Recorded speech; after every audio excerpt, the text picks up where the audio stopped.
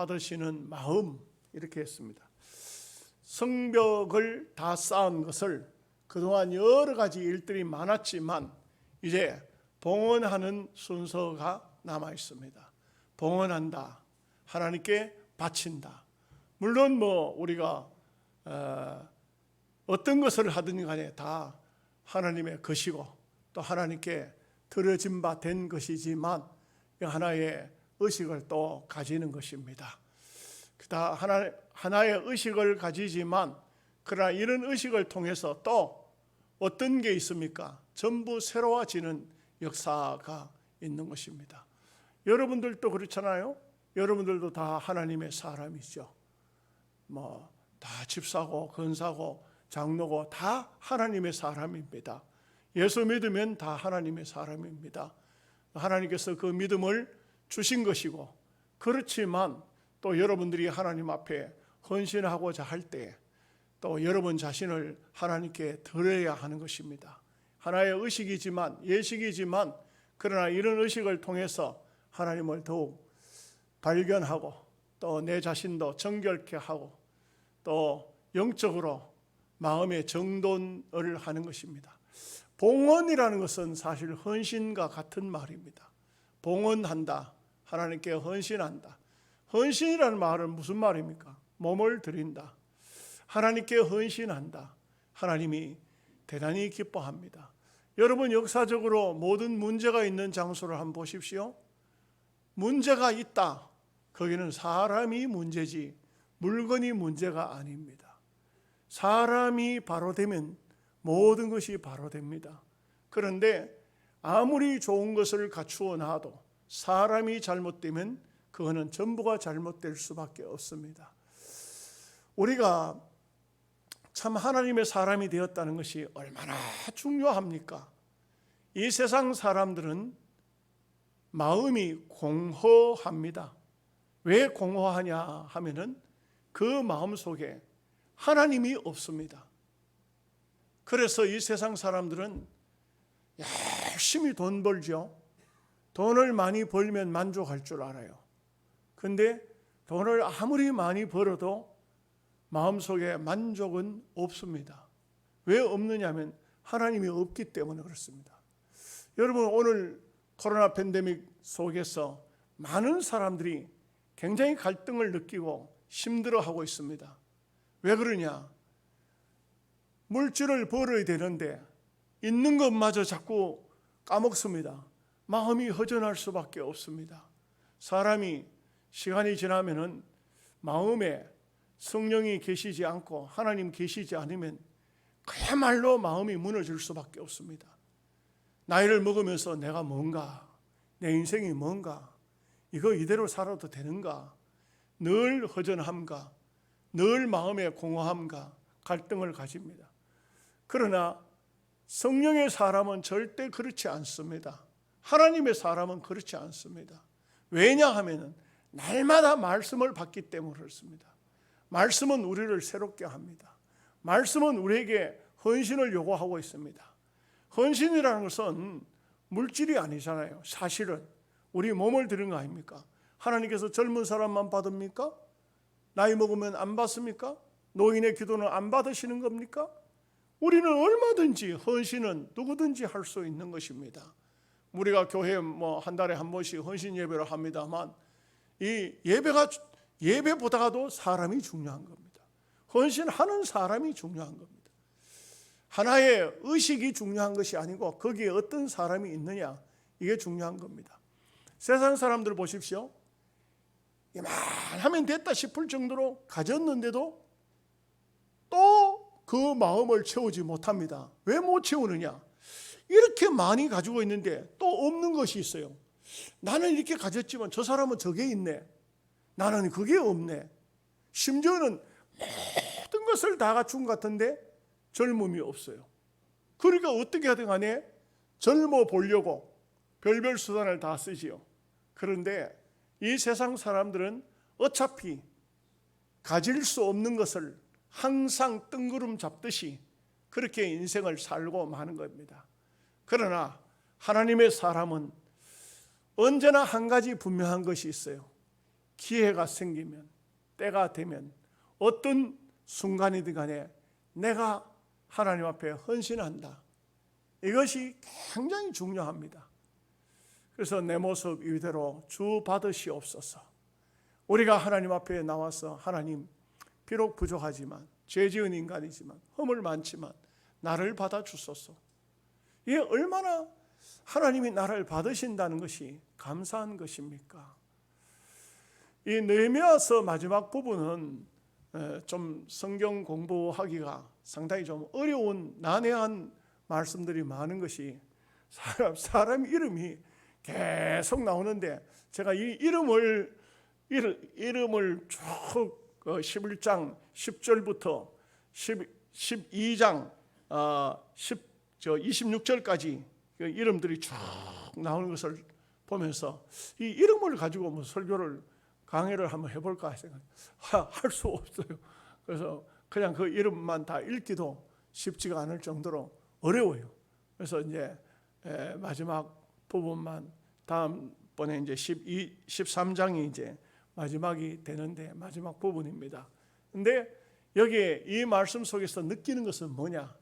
하나님께 헌신된 사람들, 하나님 앞에 마음을 드리는 사람들이 너무나도 귀하다.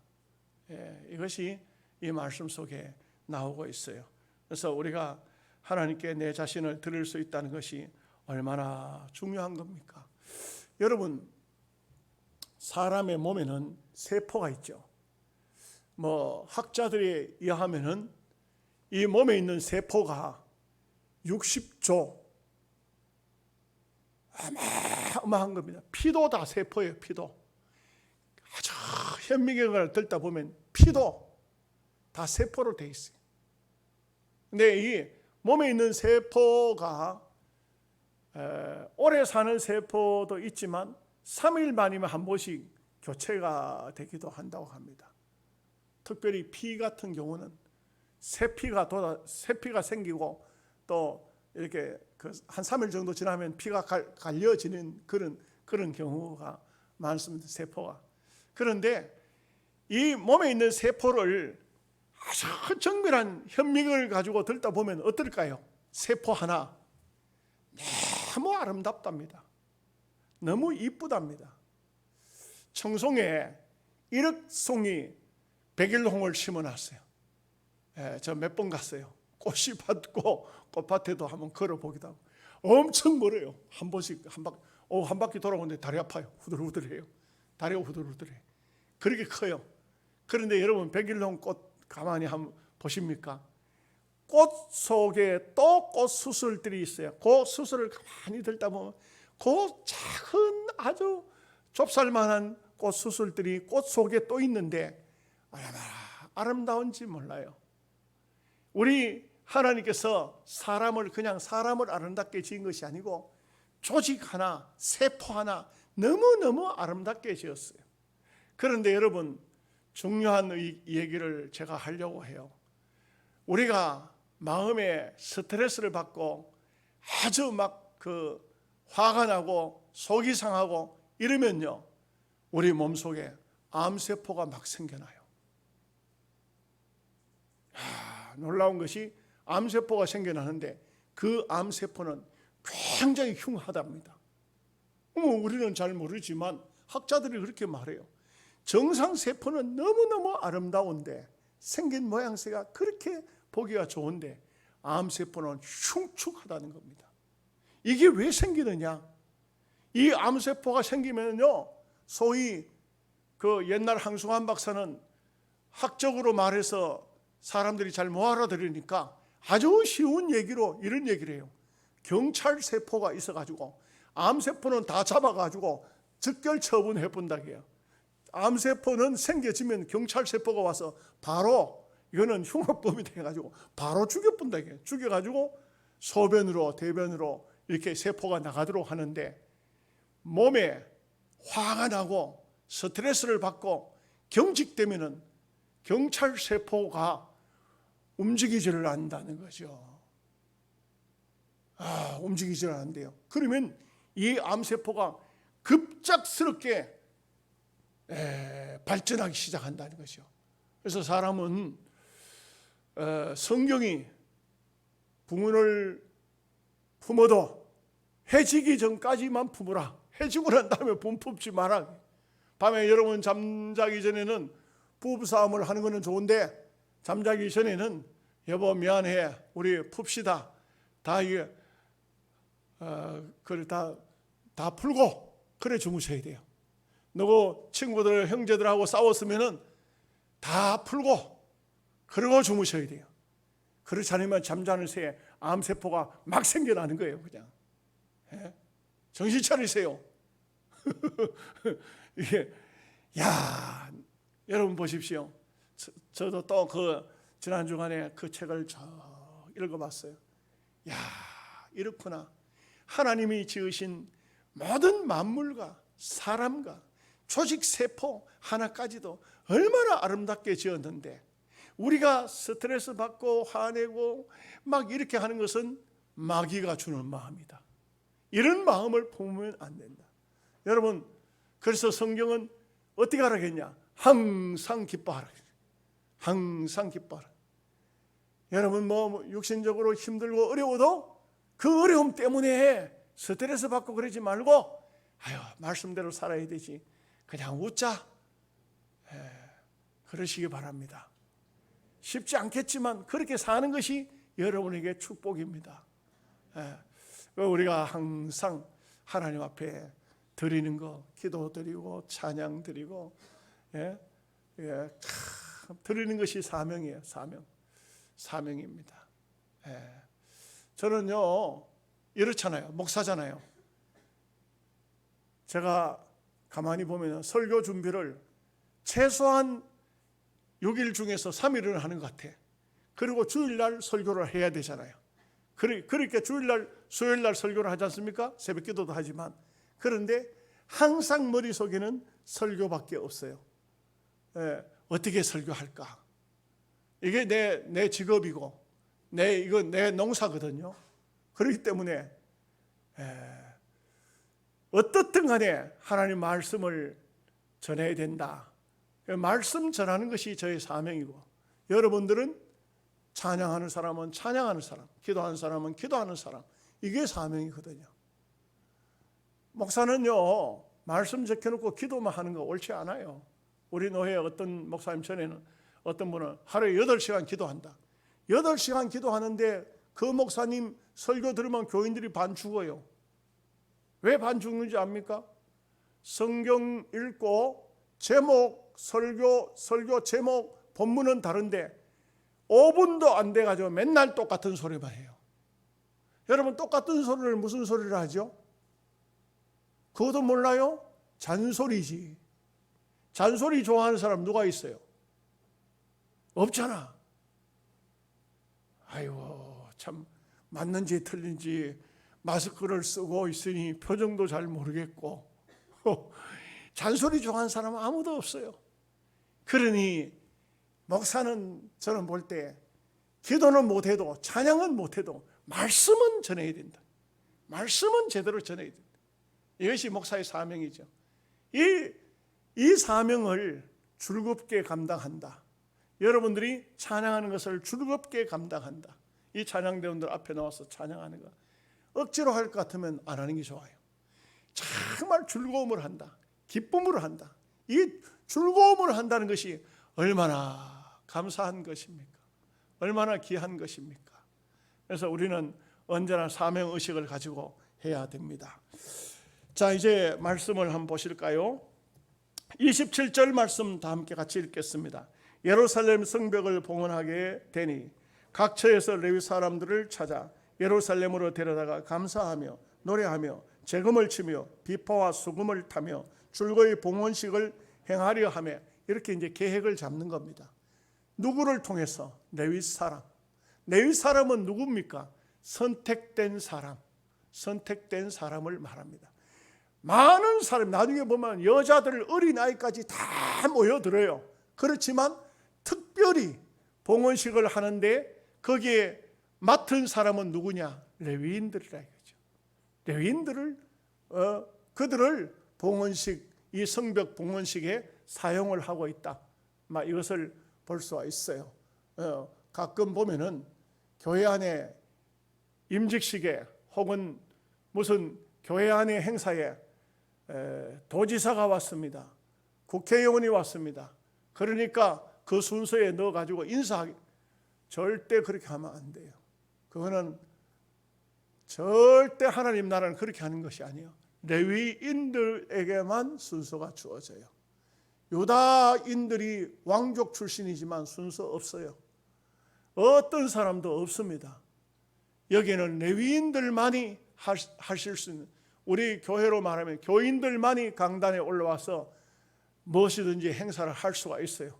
뭐 여러분들도 찬양도 할 수 있고, 요즘에는 신약시대에 와서는 옛날 구약하고 다르게 만인 제사장이 되지 않습니까? 여러분들이 모두가 다 할 수 있지만 이렇게 줄거이 봉헌식을 하려고 준비를 하고 있다. 그래서 레위인들을 전부 다 불러 모으고 있어요. 자, 28절입니다.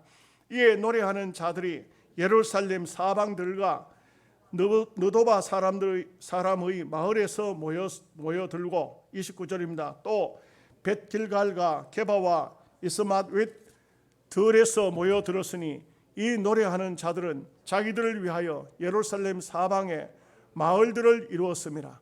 여러분, 참 찬양하는 것이, 우리도 지금 할렐루야 찬양대, 드보라 찬양대, 그 다음에 또 막 이렇게 마이나임 이렇게 찬양단 막 이렇게 모든 찬양단들이 찬양하는데, 찬양하는 것이 너무 소중합니다.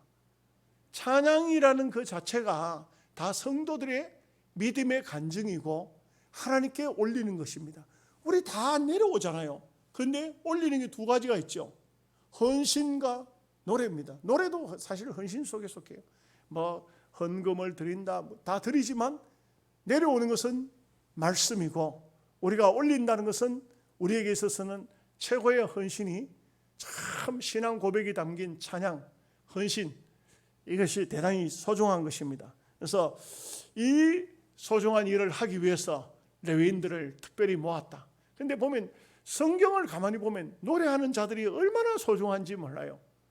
이것을 알기 때문에 기독교 역사에는요, 정말 기독교의 대작들 다 예수 그리스도를 통한 노래들이 이 세상 역사 속에서 그게 대작이에요.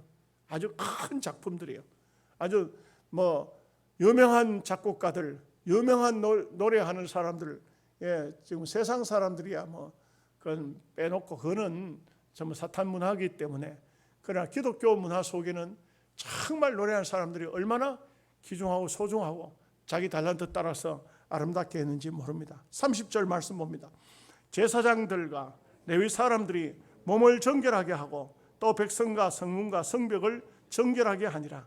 참 중요한 것이, 우리가 매 주일을 맞이하죠. 여러분 토요일 날 뭐 하십니까? 정상적일 것 같으면 주일을 준비하는 날이 토요일 날이에요. 아이고 휴식하자, 저 놀러 가자, 어디 뭐 바람 쐬러 가자. 그게 중요한 게 아니에요. 일주일 동안 일하다가 토요일 날 휴식하니까 이날 놀러 가자, 바람 쐬러 가자, 그게 아닙니다.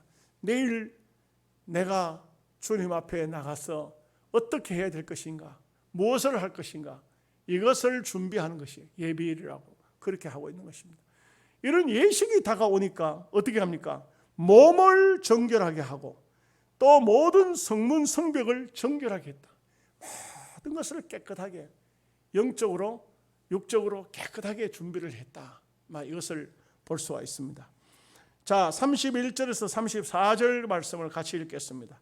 이에 내가 유다의 방백들을 성벽 위에 오르게 하고 또 감사 찬송하는 자의 큰 무리를 둘로 나누어 성벽 위로 대오를 지어 가게 하였는데, 한 무리는 오른쪽으로 북문을 향하여 가게 하니 그들의 뒤를 따르는 자는 호세아와 유다 지도자들의 절반이요 또 아사랴와 에스라와 무슬람과 유다와 베냐민과 스마야와 예레미야이며, 그러니까 큰 무리들을 앞에 제사장을 세우고 노래하는 사람을 세우고 난 다음에 백성들을 두 부분으로 나누었어요.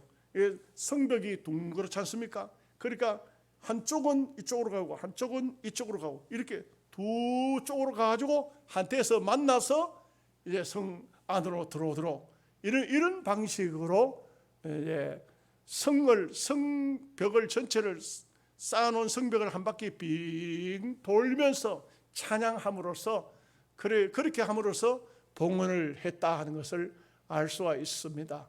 막 이런 면에서 보면 뭐 봉헌식이라 해서 특별한 것이 아니고 그 다음에 큰 제사를 드렸다 했으니 막 번제, 소제, 화목제 아마 제사를 다 드렸을 거예요. 큰 제사라 했으니까 그 제사를 부분적으로 구분하지 않았지만 왜 다 해야 되느냐 하면은 마지막 화목제 제사가 이루어져야 백성들이 고기를 함께 나누어 먹을 수가 있어요. 그래서 그렇게 했다는 것을 알 수가 있습니다. 35절 36절 말씀 읽겠습니다. 또 제사장들의 자손 몇 사람이 나팔을 잡았으니 요나단의 아들 스마야와 손자 마따냐의 증손 마가의 현손 삭굴의 5대손 아삽의 6대손 스가랴와 그의 형제들인 스마야와 아사레엘과 밀랄레와 길랄레와 마예와 느다넬과 유다와 하나니와 다 하나님의 사람 다윗의 악기를 잡았고 학사 에스라가 앞서서 그 여기에 아삽의 6대손 스가랴가 대표자죠. 그런데 이 대표자고 그 외에 그의 형제들이 전부 쭉 악기를 다 잡았는데 이 사람들이 무슨 악기를 잡았냐? 다윗의 악기라고 그랬어요. 이건 다윗 때부터 내려온 악기인데 이 악기가 어떻게 됐을까요? 바벨론의 나라가 망했을 때 다 바벨론 옮겨갔었는데 그 바벨론 땅에서 다시 가져오는데도 그 다윗 때 악기가 그대로 보존이 됐다는 것. 바벨론 사람들이 뭐라고 했습니까? 너희들 하나님의 성전에서 부르던 노래 한번 불러봐라. 그때 그 사람들이 뭐라고 했습니까? 그 여호와의 노래를 이방 땅에서 부를진데 내 혀가 입천장에 붙을 것이다. 그들은 안 불렀어요. 근데 이 악기를 가지고 와서 성벽 봉헌식에 전부 다 이 악기를 잡고 봉헌한다는 이 얼마나 감격스러운 것입니까?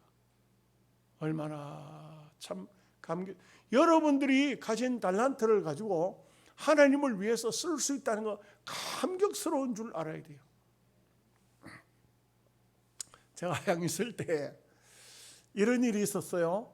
두 가지 특이한 게 있었어요. 두 가지. 첫째 한 가지는 우리 교회, 제가 있던 교회에 나오는 집사님인데 예배 전에 찬양을 해도 한 번도 큰 소리로 찬양하는 걸 못 봤어. 입술만 움직여. 입술만. 여기만 달싹달싹해. 근데 시차례에서 여행을 가게 됐어요. 시차례에서. 우리 시골 교회에서는 관광차 맞춰가지고 갈 입장이 못 되고 그래서 전체가 하양에서 하양 기독교 연합회에서 또 저 하양 시찰에서 이렇게 11개 교회가 됐는데 그래 모여가지고 관광차를 맞춰가지고 전부 가는 겁니다. 가는데 누가 용기가 있어서 노래를 부를 사람이 있으면 좋겠는데 없으니까 무조건 마이크가 앞에서부터 뒤로 돌아가는 겁니다. 뒤로 돌아가는데 무조건 뭐 부르든지 못 부르든지 하여간 뭐 학교종이 땡땡땡 하든지 뭐 토끼야 하든지 뭐든지 불러야 되는 거예요. 뭐든지 안 부르면 벌금이 돌아가. 안 부르면 벌금을 내야 돼. 그러니까 참 노래를 못하는 사람은 고통스러워요. 근데 그 집사님이 이름이 최경만이야. 근데 제가 가만히 보니까 그 집사님한테 마이크가 떡 갔어. 내 속으로 야 큰일 났다. 저 성격도 내 성격이고 저 사람이 노래를 부를 수 있겠나. 깜짝 놀랐어요. 마이크를 잡더니 노래를 부르는데 그렇게 잘 부를 수가 없어. 내가 충격받았어요. 왜냐하면 그 노래는 복음성가가 아니고 찬송가가 아니고 세상 노래예요. 한 곡조 뽑는데 기가 막히게 뽑는 거야. 너무 놀랬어. 그 다음에 하양교회 장로님 며느리인데 아들이 죽었어. 가부야. 혼자 살아. 자식들 데리고 혼자 살아. 그런데 그 여자분한테 마이크가 갔는데 아이고 한 곡 부르는 것이 아니고 앵콜 받아가지고 2곡인가 3곡인가 불렀어. 너무 잘 불러. 그런데 그거 전부 다 세상 노래야. 그러니까 막 복음성가 찬송가 유행가 그 차 안에는 한테 짬뽕이 됐어. 세상과 교회와 현시대와 미래가 과거가 한테 막 들이섞였는데 짬뽕이 됐어. 제가 그때 생각한 것이 있어요. 뭐냐면 하나님께서 주신 달란트가 얼마나 소중한데 그 소중한 달란트를 가지고 왜 세상 노래를 저렇게 부를까? 하나님께 찬양을 하면 얼마나 좋을까? 여러분 아까 오늘 오전에 부전교회 이야기를 했잖아요. 부전교회 옛날 목사님이 신예철 목사님이라. 그런데 그 목사님이 이런 얘기를 했어요. 목사님이 옛날에 고속버스가 처음 나와서 부산에서 서울까지 고속버스가 다닐 때 그 고속버스를 타니까 사람들이 그냥 일반 버스 타고 다니고 열차 타고 다니다 고속버스를 타니까 너무 좋은 거야. 그래가지고는 그때만 해도 옛날이죠. 지금은 그렇게 못하지만 고속버스 안에서 노래자랑 대회가 벌어진 거야. 그래가지고는 모두에게 노래를 부르라고 하는데, 그런데 그 목사님도 노래를 부르라고 하니까 이거 찬송가를 부르기는 너무나 좀 민망하고, 그래가지고는 복음성가를 부르려고 해도 이 사람들이 좀 어떻게 생각할까 이래 싶어가지고, 그래가지고는 그 목사님이 학교종이 땡땡땡 했대요. 그러니까 모두가 다 킥킥거리고 웃고, 에이고, 그러고는 자기가 소개를 했대. 나는 부정교회 목사라고. 그러니까 저분들 아이고 목사니까 뭐 세상 노래를 뭐 할 수 있겠나. 그래 끄떡끄떡. 근데 어떤 여청년이 마이크를 딱 잡더니 그러니 뭐라 하면, 여러분 내게 마이크가 돌아왔으니까 저는 여행가를 알지만 부르지 않습니다. 예수님을 믿고 나는 예수님께 헌신된 삶을 살기 때문에, 그렇기 때문에 나는 여러분들이 듣기 좋아하든지라 하든 찬송을 부르겠습니다. 그리고 찬송을 쫙 부르는데 목사님이 막 앞에 앉아가지고 얼마나 부끄럽든지 서울에 도착을 했는데, 그런데 먼저 내리죠. 앞에 있으니까 먼저 내리는데 그 여청년이 나오는데 손을 덥석 잡았대. 그 여청년이 어이구 웬 사람이 손을 잡는. 아가 염려하지 마라. 나는 부정교회 목사다. 내가 오늘 너무 부끄러웠다. 내가 너무 부끄러웠다. 내가 부산에 있는 큰 교회 목사지만 나는 이 사람들 앞에 이 흥을 깨기 싫어서 학교 정리를 불렀는데, 내가 네가 찬송가를 부를 때, 이 복음성가를 부를 때 내가 마음에 감동을 너무 많이 받았다. 오히려 오늘 볼 때는 네가 목사고 내가 평신도 했으면 더 좋을 뻔했다. 이렇게 말했다 그래요. 나는 그 목사님한테 직접 들었어. 얼마나 참 귀한 일입니까? 우리가 찬송을 부를 수 있다는 것이 얼마나 소중합니까? 그러니까 이 사람들이 바벨론에 있었던 걸 우리가 추억해 보잖아요. 바벨론 가서는 노래 안 불렀어요. 세상에 가서는 노래 안 불렀어요. 한 번만 부르라 했는데 내 혀가 천장에 붙을 것이다. 내가 여호와의 노래를 어떻게 세상 속에서 감히 부르겠냐? 안 불렀어요. 참고하시기 바랍니다. 요즘에는 아주 세상이 좀 많이 달라졌죠. 37절에서 39절까지 읽겠습니다. 샘문으로 전진하여 성벽 위로 올라가는 곳에 이르러 다윗 성의 청계로 올라가서 다윗의 궁 윗길에서 동쪽으로 향하여 수문에 이르렀고, 감사 찬송하는 다른 무리는 왼쪽으로 행진하는데 내가 백성의 절반과 더불어 그 뒤를 따라 성벽 위로 가서 하덕 망대 윗길로 성벽 넓은 곳에 이르고 에브라임 문 위로 옛문과 어문과 하나넬 망대와 한메이 망대를 지나 양문에 이르러 감옥문에 멈춤해.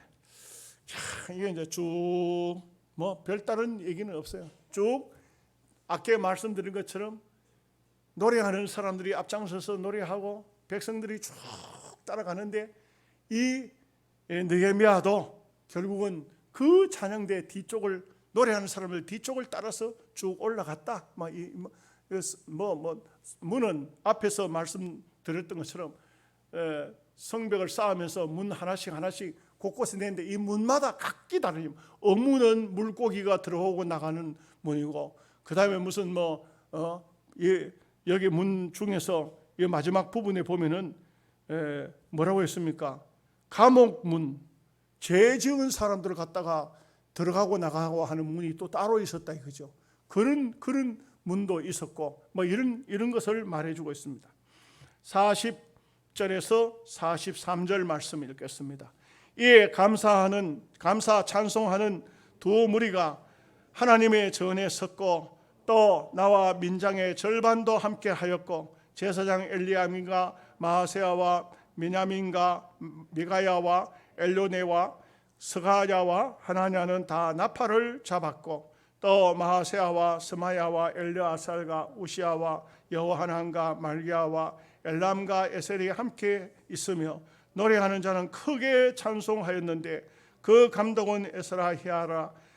이날에 무리가 큰 제사를 드리고 심히 즐거워했으니 이는 하나님이 크게 즐거워하게 하셨음이라. 부녀와 어린아이들도 즐거워했으므로 예루살렘이 즐거워하는 소리가 멀리 들렸느니라.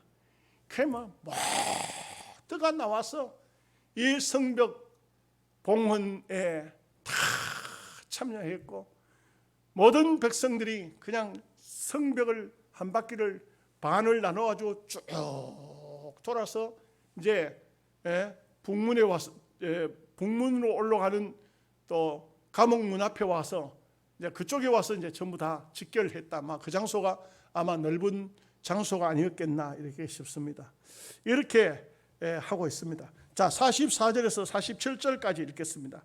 그날에 사람을 세워 곡간을 맡기고 제사장들과 레위 사람들에게 돌릴 것 곧 율법에 정한 대로 그 제물과 처음 익은 것과 11조를 모든 성읍 밭에서 거두어 이 곡간에 쌓게 하였노니 이는 유다 사람이 섬기는 제사장들과 레위 사람들로 말미암아 즐거워하기 때문이라. 그들은 하나님을 섬기는 일과 결례의 일을 힘썼으며 노래하는 자들과 문지기들도 그리하여 모두 다윗과 그의 아들 솔로몬의 명령을 따라 행하였으니 옛적 다윗과 아삽의 때에는 노래하는 자들의 지도자가 있어서 하나님께 찬송하는 노래와 감사하는 노래를 하였음이며 스룹바벨 때와 느헤미야 때에는 온 이스라엘이 노래하는 자들과 문지기들에게 날마다 쓸 몫을 주되 그들이 성별한 것을 레위 사람들에게 주고 레위 사람들은 그것을 또 성별하여 아론 자손에게 주었느니라. 성벽 봉헌식에 여기에 참 특이한 것이 뭐냐 하면 노래하는 사람들이 계속적으로 노래합니다. 백성들이 그 노래를 들으면서 마음이 즐거워. 찬양은 그냥 찬양하면은 모든 찬양을 듣는 사람들도 즐거워야 되고 찬양을 부르는 사람도 즐거워야 되고, 그런데 이렇게 하면서 이 즐거운 가운데서 모든 것이 다 하나님의 역사가 다 이루어집니다. 그러면서 심지어 제사장들이 먹을 것을 갖다 놓는 그 곡간도 다 정리하고 11조도 레위인에게 드리고 레위인은 또 제사장에게 드리고 이렇게 함으로써 이 하나님의 은혜가 충만한 가운데 모든 질서가 그대로 탁 잡아지는 이런 모습을 볼 수가 있어요. 여러분, 신앙생활은요 똑똑한 사람들이 잘하는 것이 아니고 은혜가 충만한 사람이 잘하는 겁니다. 신앙생활은요 절대로 은혜로 계산해야 됩니다. 인간적으로 계산하는 것이 아니에요. 믿음으로 하는 것이고 은혜로 하는 것입니다. 그렇기 때문에 오늘 이스라엘 백성들은 이 말씀이 어디서부터 여기까지 온 겁니까? 말하자면 성벽 공사가 완성되고 그리고 절기를 지키고 난 다음 흩어지지 않고 말씀을 들음으로써 여기까지 온 것입니다. 여러분 이것을 잘 기억해야 됩니다.